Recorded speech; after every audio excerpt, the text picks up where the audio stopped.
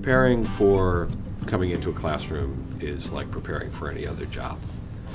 You know, if you've got your tools with you and you've got some confidence that you can do the work as you've defined the work, there's no reason to not be successful.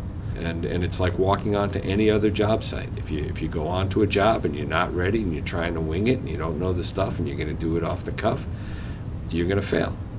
But if you prepare and if you know what you're doing, know what you're going to be doing, and you have clear goals established, then your chances of success are much, much higher. My name is Jeff Elkner. I'm a teacher here at the Arlington Career Center and Arlington Mill High School, and I've been teaching for 20 years, information technology, mathematics, computer science. I've learned how to teach math in a sort of abstract way and to do problems from textbooks and everything like that. But the real world connections, the reasons why we do math in the first place, often don't really make it into the curriculum the way they should. We tend to be kind of book focused, and a lot of times students who are struggling in math are not engaged because they don't see those real world connections. So somebody who can bring that in, that real world connection, the why we're doing this in the first place, it can be transformational. The instructor's purpose in my classroom is to help me implement the projects. Sometimes the students respond better to somebody from outside coming in and talking to them rather than the same old thing from their classroom teacher day after day. They also are a great technical resource where they know a lot more about boat building and carpentry than I do, and so they can bring in different ways to do things or introduce different tools or just show how things are done in the real world.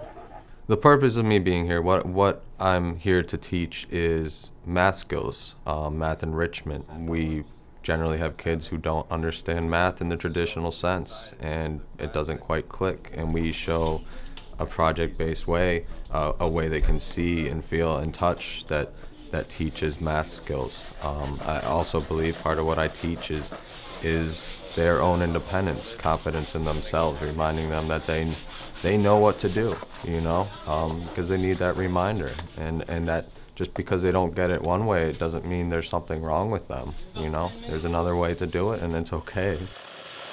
We're drilling the math tube hole into the math step. So Elliot here could don't drill. So he can put this in so his boom and his sail can fit into his boat.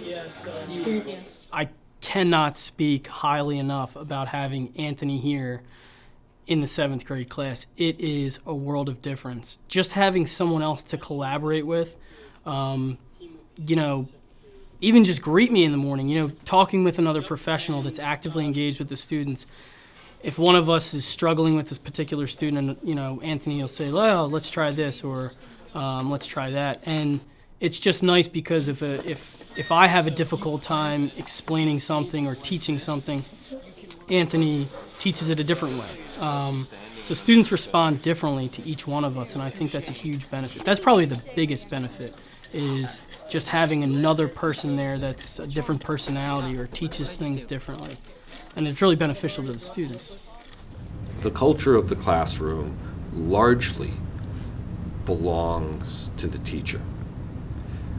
But by coming in, I'm a variable in that classroom dynamic. So I get to be different. And I want to be a little bit different. I don't want to be just another teacher because I don't want them to treat me like just another teacher. I want them to treat me as an individual, as somebody different. And that's why I tell them to call me Joe. I explain that I'm here as a volunteer. I don't want to waste my time. I don't want them to waste their time, and I certainly don't want them to waste my time.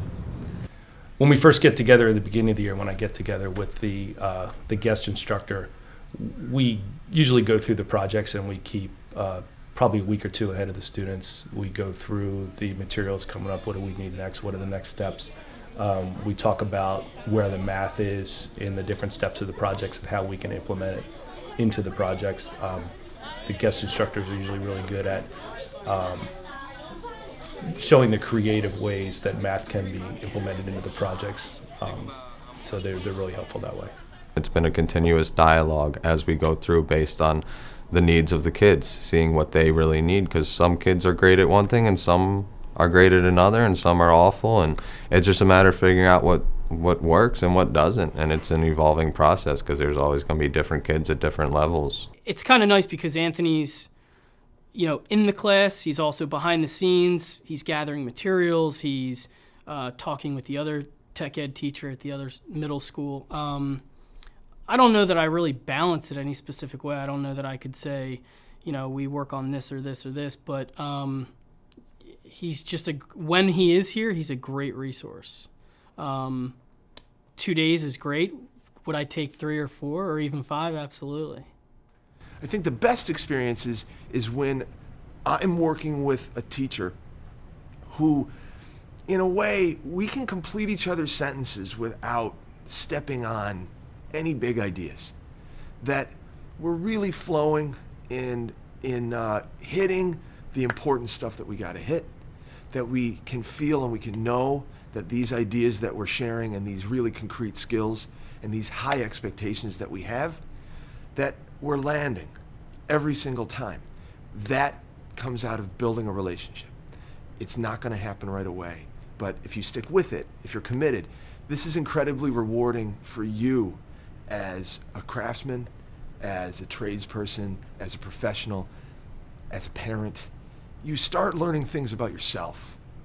And if you're willing to put yourself out there and take some risks and know the biggest risk that you're the biggest failure that you could have is missing the opportunity to connect with a group of young people. You can come back. There's the next time. Your big idea, they're not going to absorb it all at once. You're there for the long haul in your own mind. Just know that you're building a strong relationship. I think this works well because as far as what I've been involved with, the people who do it are very passionate about it and what they're doing. They're excited about it. The students are excited about it. Everyone involved, it's an exciting thing. It's not like, oh, this is school, it's boring, like here's what we do. And the other part of it that works is not everybody learns the same way. There's not like one curriculum, one method of things that like everyone gets. And this presents traditional, well, not necessarily traditional because we're doing the more traditional thing actually, but new methods of learning that are very functional and to the point, and it lets people take a different approach so they can actually get a chance to learn it in the way that suits them best. I like working on this because it's fun. Other classes we just learn and teach, sit at desk, but at least they do all the same thing. You learn and stuff, and write down problems, and plus building, and I like building things. It's not so much like, oh, remember this, remember that, quiz here, quiz that. It's like, I'm very hands-on learning, and I like that. And it's just so much fun coming here. If I wanted to solve a problem, it kind of motivates me more to learn it and try to solve it so that I have a goal to finish my boat. I think it's better to learn it with actually trying to do something because when it's just with paper, it's kind of boring, and it's more fun to like do it with the boat. When Mr. Couples doesn't know like some of the stuff, Tony understands it and he'll explain it to the class. Or like if Mr. Couples is helping somebody else, Tony can help us.